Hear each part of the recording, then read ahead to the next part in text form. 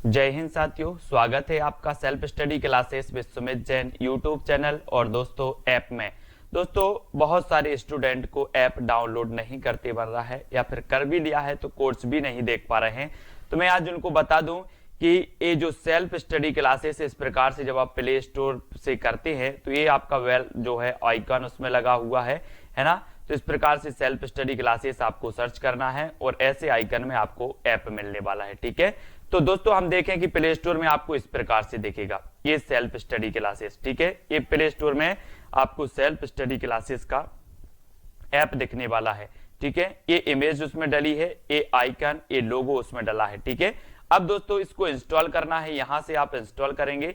ठीक है, अब इंस्टॉल करेंगे तो वहां पर आपको नंबर मांगेगा, जीमेल नंबर मांगेगा, तो आपको ओटीपी आएगा, तो आप रजिस्टर करके आगे बढ़ेंगे। हिंदी की फनी ट्रिक लेकर के फिर से आ गए हैं। रोज 9:30 बजे आपकी फनी ट्रिक वीडियो होता है हिंदी साहित्य, है ना। हिंदी साहित्य को हम पढ़ते हैं, महत्वपूर्ण रचनाएं, महत्वपूर्ण प्रश्नों को ट्रिक के माध्यम से याद करने का प्रयास करते हैं। आप नेट एग्जाम की तैयारी कर रहे हैं, जेआरएफ, पीजीटी, टीजीटी या फिर किसी भी प्रदेश की टेट एग्जाम की तैयारी कर रहे हैं और उसमें हिंदी साहित्य पूछा जाता है, तो ये वीडियो दोस्तों आपके लिए है। चैनल को सब्सक्राइब जरूर करेंगे।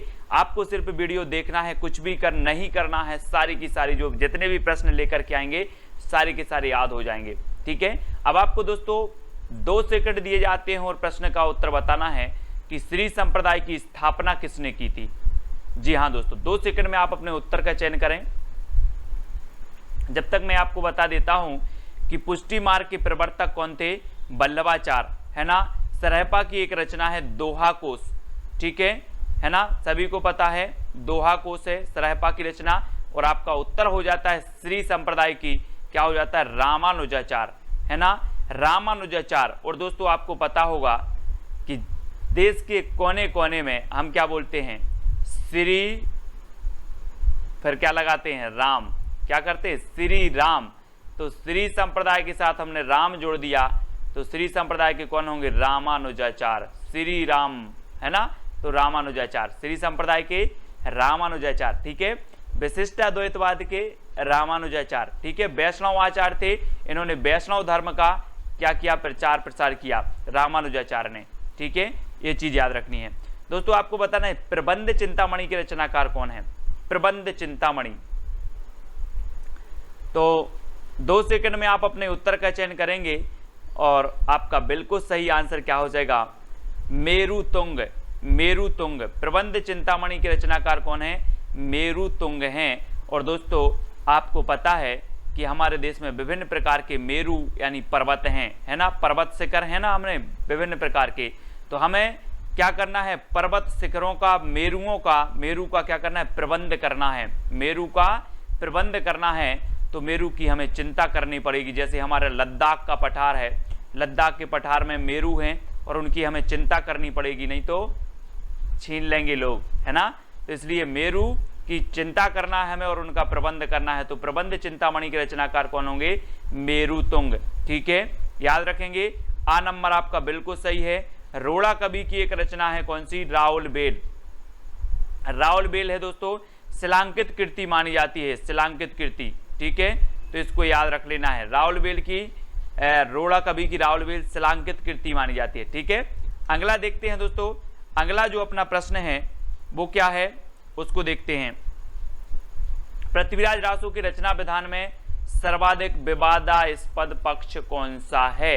2 सेकंड में आप अपने उत्तर का चयन करेंगे और आपको पता है कि पृथ्वीराज रासो चंद्रबरदाई जी का महाकाव्य है। पृथ्वीराज रासो हिंदी का प्रथम महाकाव्य है। चंद्रबरदाई हिंदी के प्रथम महाकवि हैं।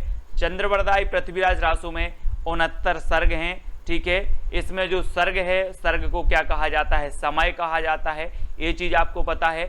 आदिकाल में अगर पूछा जाता है कि छंदों का अजायबघर किसे कहा जाता है, तो पृथ्वीराज रासो को कहा जाता है। अब पृथ्वीराज रासो के जो है प्रमाणिक होने पर संदिग्ध है, विभिन्न लोगों ने, विभिन्न विद्वानों ने अलग अलग मत प्रकट किए हैं। यहाँ पर पूछा है कि सर्वाधिक विवादास्पद पक्ष कौन सा है, तो आपका सही उत्तर क्या हो जाएगा, इसकी ऐतिहासिकता। और आपको पता है दोस्तों कि पृथ्वी की ऐतिहासिकता पर भी विवाद है। कोई कहता है कि इस पृथ्वी के सृष्टिकर्ता विष्णु जी हैं, कोई कहता है, विज्ञान कहता है कि बिग बैंग सिद्धांत के द्वारा पृथ्वी एक क्या थी, आग का गोला थी, पिंड थी, उसके फटने से विभिन्न ग्रह बने, पृथ्वी का निर्माण हुआ। तो पृथ्वी की ऐतिहासिकता पर क्या है, विवाद है। तो पृथ्वीराज रासो की भी ऐतिहासिकता पर क्या होगा, विवाद होगा। एक क्वेश्चन कई बार पूछा गया है। तो पृथ्वीराज रासो की ऐतिहासिकता पर क्या है, विवादास्पद है, सर्वाधिक विवादास्पद ऐतिहासिकता है। अगला क्वेश्चन बताना दोस्तों, बीसलदेव रासो का काव्य रूप क्या है। सबसे पहले तो ये बात पता होनी चाहिए कि जो बीसलदेव रासो काव्य है वो किसका है, नरपति नाल का है। किसका है, नरपति नाल का है। ठीक है, अब इसके काव्य रूप क्या है, 2 सेकंड में आपको बताना है दोस्तों। तो आपको पता है ना दोस्तों कि यहां पर क्या आ रहा है, देव और 20।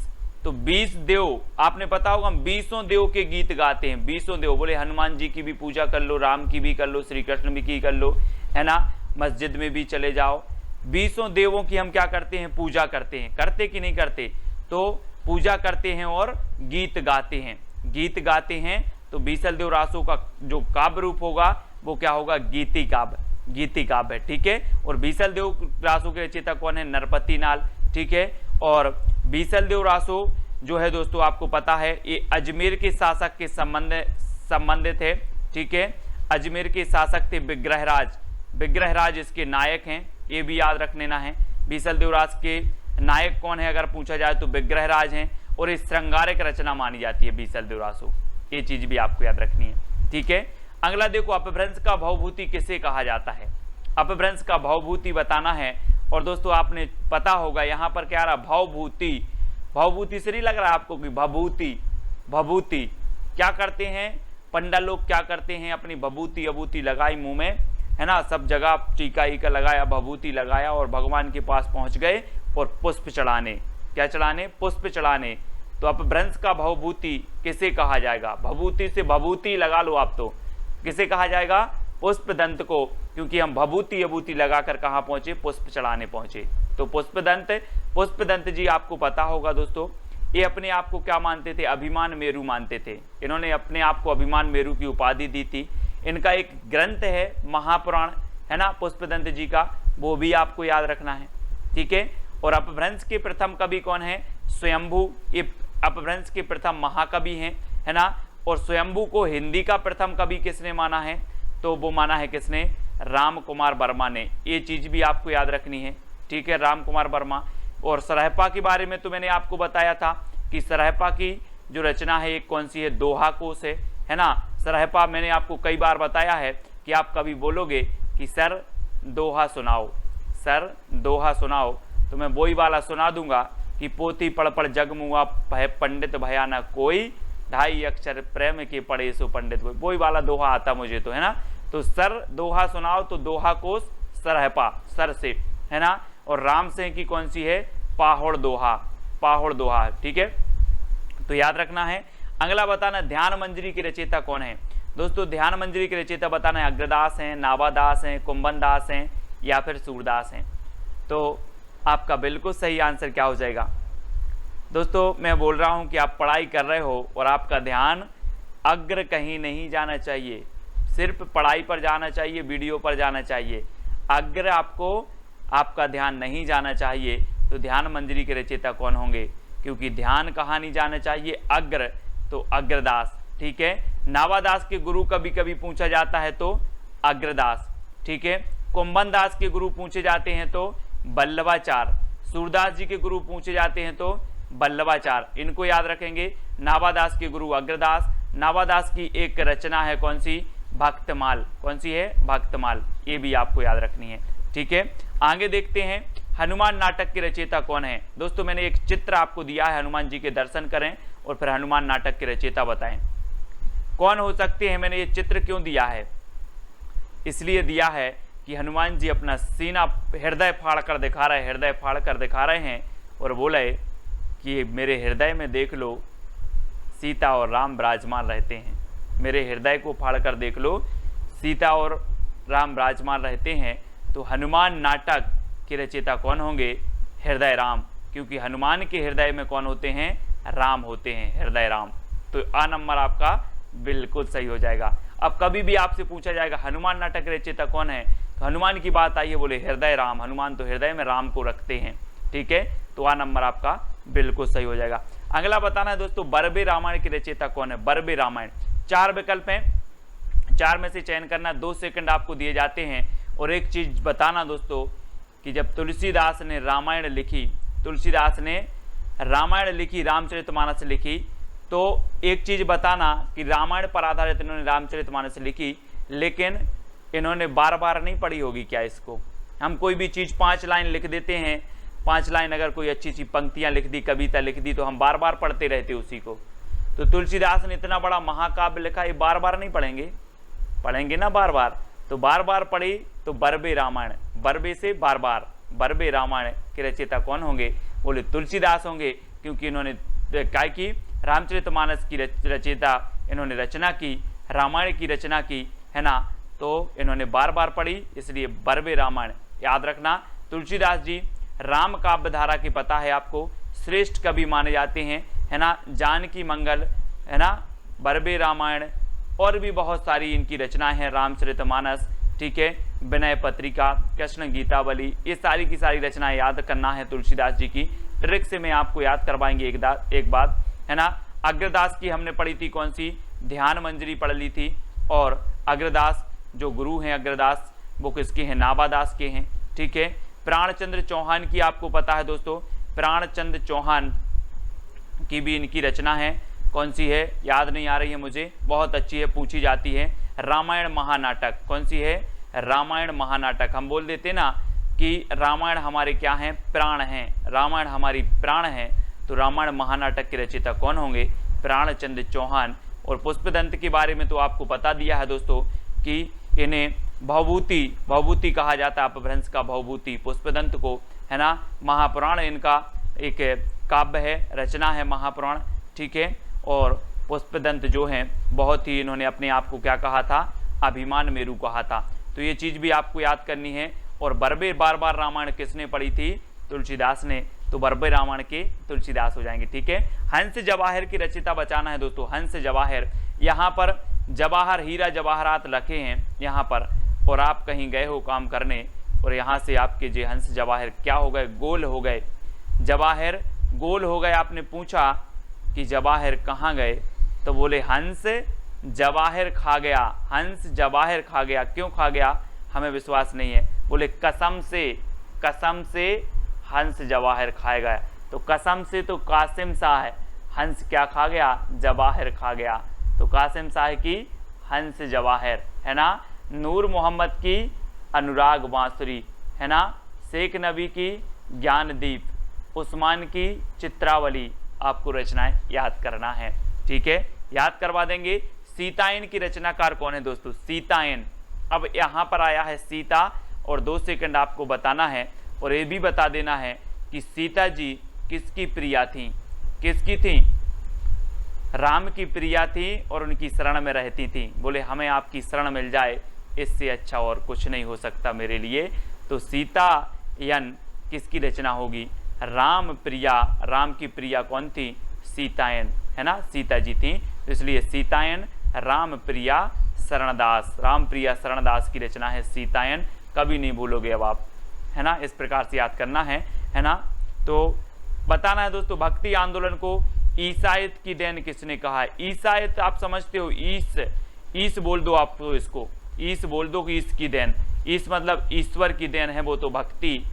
तो आप लोग बोलते हैं, आपने कई लोगों के मुंह से सुनी होगी कि हम तो ईश्वर के क्या हैं, संतान हैं, हम तो ईश्वर के सन हैं, हम तो ईश्वर के पुत्र हैं, है ना। तो आपको जो भक्ति मिलेगी वो कहाँ से मिलेगी, ईश्वर से ही मिलेगी कि नहीं मिलेगी, मिलेगी। जब आप ईश्वर के सन हो तो भक्ति भी आपको ईश्वर से ही मिलेगी। तो भक्ति आंदोलन को ईसाइत की देन किसने माना है, ईस ने ही देन, ईस ने ही दिया है। तो कौन मानेंगे, उनके सन मानेंगे, है ना, किसके, ईश्वर के सन। ईश्वर के सन ने भक्ति आंदोलन को ईस की देन मानी है। ठीक है, तो सन यानी गिरियर्सन, याद रख लेना है सभी लोग। और आपको पता है कि जनता की चित्तवृत्तियों की निराशा की भावना से रामचंद्र शुक्ल ने माना है। हजारी प्रसाद द्विवेदी ने क्या माना कि ये तो स्वाभाविक होना ही था, है ना। और मुस्लिम आक्रमण भी ना हुए होते। रामचंद्र शुक्ल ने कहा था कि मुस्लिम आक्रमण के कारण जनता की चित्तवृत्ति से भक्ति आंदोलन का उदय हुआ, है ना। हजारी प्रसाद द्विवेदी ने इसका स्वाभाविक माना है कि ये तो स्वाभाविक रूप से इसका उदय होना ही था। इस प्रकार से आपको याद रखना है। अगला बताना दोस्तों, भक्ति काल को स्वर्ण युग किसने कहा है? स्वर्ण काल, यहाँ पर स्वर्ण काल और स्वर्ण युग आपको देखना है दोस्तों, ठीक है। स्वर्ण काल किसने कहा है? तो आपका राइट आंसर क्या हो जाएगा? काल की बात जब आती है काल की, तो आपको याद रख लेना है कि ग्रियर्सन, है ना। गैरों का स्वर्ण हमें कैसा लगता है? काल की तरह लगता है। गैरों का स्वर्ण हमें काल की तरह लगता है और खुद का स्वर्ण हमें सुंदर लगता है ना। खुद का स्वर्ण हमें स्वर्ण युग लगने लगता है, सुंदर लगने लगता है, लेकिन गैरों का स्वर्ण हमें काल की तरह लगता है। तो याद रखना है इधर से दोस्तों, स्वर्ण काल कहा ग्रियर्सन ने। और अगर आपसे कभी पूछा जाए कि स्वर्ण युग किसने कहा, तो स्वर्ण युग किसने कहा? स्वर्ण युग श्याम सुंदर दास ने कहा, क्योंकि जो स्वर्ण युग है वो सुंदर होगा। काल होगा जो, तो काल की तरह देखेंगे गैरों के स्वर्ण को, ठीक है। हजारी प्रसाद द्विवेदी ने भक्ति काल को लोक जागरण कहा। क्या कहा? लोक जागरण। इसको भी आपको याद रखना है। और दोस्तों रामचंद्र शुक्ल ने क्या कहा? तो इन्होंने भक्ति काल कहा, ठीक है। ये चीज आपसे कभी पूछी जाती है, याद रखना। स्वर्ण काल ग्रियर्सन ने, स्वर्ण युग श्याम सुंदर दास ने, है ना। लोक जागरण काल हजारी प्रसाद द्विवेदी ने और भक्ति काल रामचंद्र शुक्ल ने। तो ये सारी जानकारी आपको याद रखनी है। और कभी आपसे पूछा जाए स्वर्ण युग किसने कहा और ऑप्शन में श्याम सुंदर ना हो तो ग्रियर्सन लगा देना, ठीक है, याद रखना। अगला बताना दोस्तों, आलवार शब्द का अर्थ क्या होता है? आपको पता है कि आलवार भक्तों की संख्या कितनी मानी गई? 12। हमने कैसे याद किया था? यहाँ पर दिया है 12, यहाँ पर क्या दिया? 12, तो 12 से 12। आलवार भक्तों की संख्या कितनी है? 12, ठीक है। अब आलवार शब्द का अर्थ बताना है दोस्तों, क्या होता है। आप लोग के लिए मैं एक छोटी सी हिंट दे रहा हूं कि आप जितनी बार भी आलवार ट्रिकी वीडियो देखते हो और आप क्या हो जाते हो? मग्न हो जाते हो। आप आलवार ट्रिकी वीडियो देखते हो और मग्न हो जाते हो, तो आलवार शब्द का अर्थ क्या होता है? मग्न होना, है ना। बोले सर मैं तो आलवार आपका ट्रिकी वीडियो देखता हूं और मग्न हो जाता हूं, है ना। तो मग्न होना आलवार का अर्थ होता है। और आलवार भक्तों की संख्या थी 12। डॉक्टर हजारी प्रसाद द्विवेदी ने सूफी काव्यधारा की प्रथम रचना किसे माना है? सूफी काव्यधारा की, बहुत ही बढ़िया प्रश्न है दोस्तों, यहाँ से आपके बहुत सारे प्रश्न कवर होने वाले हैं। अब आपको बताना है कि हजारी प्रसाद द्विवेदी ने बताना है। तो 4 विकल्प हैं, 2 सेकंड में आप अपने उत्तर का चयन करेंगे। तो एक क्रम से दिया है बिल्कुल दोस्तों, है ना। हजारी प्रसाद द्विवेदी ने जो माना है वो ईश्वर दास कृत सत्यवती कथा। किसे माना है? ईश्वर दास कृत सत्यवती कथा। और मैंने आपको याद करवाया था कि ईश्वर की कथा सत्य होती है और इस कथा को हम एक बार नहीं, कितने बार पढ़ेंगे? 1000 बार पढ़ेंगे। कितने बार पढ़ेंगे? 1000 बार पढ़ेंगे। तो हजारी प्रसाद द्विवेदी सूफी काव्यधारा की प्रथम रचना किसे मानेंगे? किसे मानेंगे? ईश्वर दास कृत सत्यवती कथा को, क्योंकि ईश्वर की कथा सत्य होती है और इस सत्य कथा को हम 1000 बार पढ़ेंगे, ठीक है, 1000 बार पढ़ेंगे। तो इसको याद रखेंगे। असायत कृत हंसावली, असायत की रचना हंसावली, जिसका रचना काल 1370 है, ठीक है। मुल्ला दाऊद की चंदायन 1379 इसका रचना काल है। ईश्वर दास कृत सत्यवती कथा 1501 इसका रचना काल है। कुतुबन कृत मृगावती 1503 इसका रचना काल है। एक क्वेश्चन और पूछा जाता है दोस्तों, रामचंद्र शुक्ल ने सूफी काव्यधारा की प्रथम रचना किसे माना है?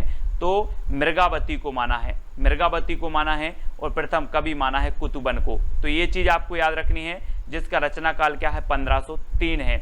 अब एक क्रमबद्ध में अगर कभी पूछा जाए तो पहले हंस लिया करो, पहले हंसो फिर चांद को देखो, पहले हंसो फिर चांद को देखो, फिर सत्य कथा सुनो और फिर क्या हो जाएगा आप, है ना, मृग को देखो। इस प्रकार से याद करना है कि पहले हंसो फिर चांद को देखो, सत्यवती कथा और मृगावती, ठीक है। इस प्रकार से मैं आपको जो आपकी क्रमबद्ध है ना दोस्तों, वो इसी प्रकार से याद करवा देंगे। क्रमबद्ध वाले जो आपकी रचनाएं हैं, जो आपके कवि हैं, उनको करवाएंगे, दिक्कत नहीं करना है।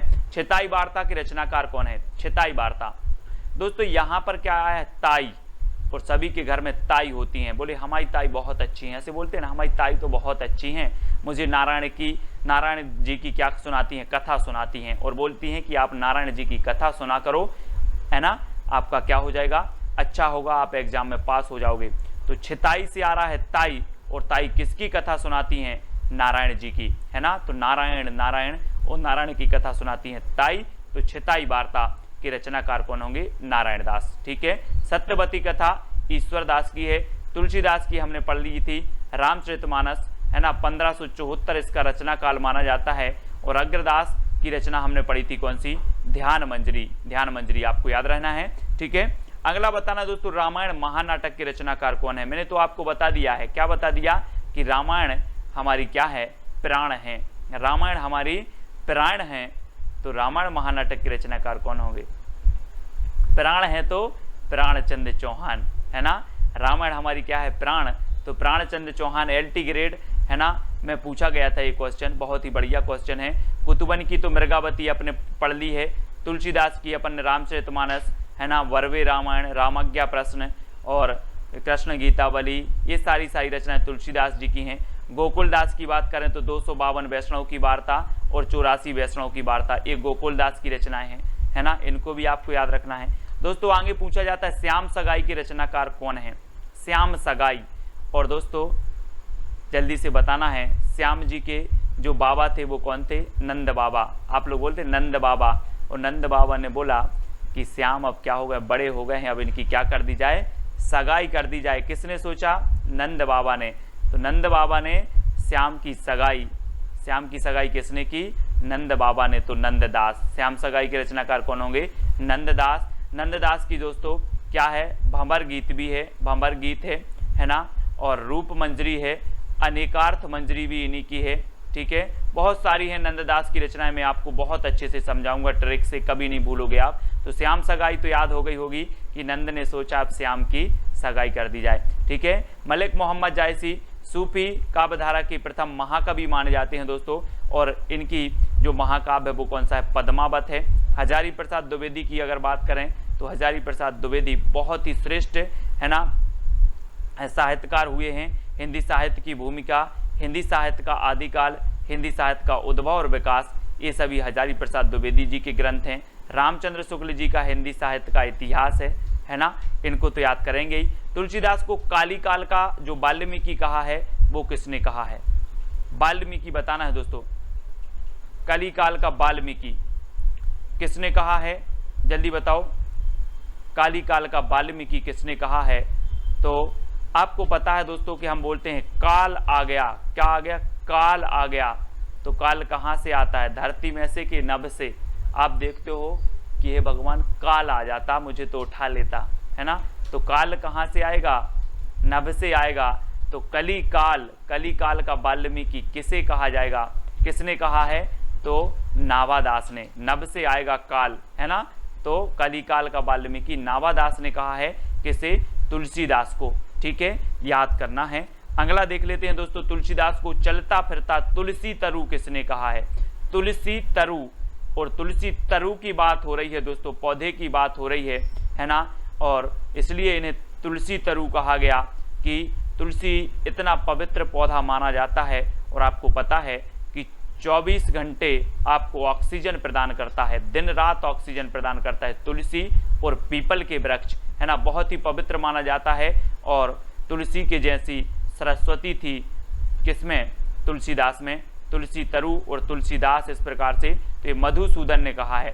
ठीक है, किसने, मधुसूदन ने। और मधु मतलब होता है भौरा, तो भौरा किसके पास जाएगा, तरु के पास तो जाएगा, है ना। तो मधु तरु के पास जाएगा, इसलिए मधुसूदन सरस्वती ने तुलसीदास को चलता फिरता तुलसी तरु कहा। बहुत ही बढ़िया प्रश्न है, कई बार पूछा गया है। अगला बताना, भक्तमाल के टीकाकार कौन माने जाते हैं। भक्तमाल के टीकाकार प्रियादास हैं, अग्रदास हैं, हेमचंद्र या फिर देवसेन हैं।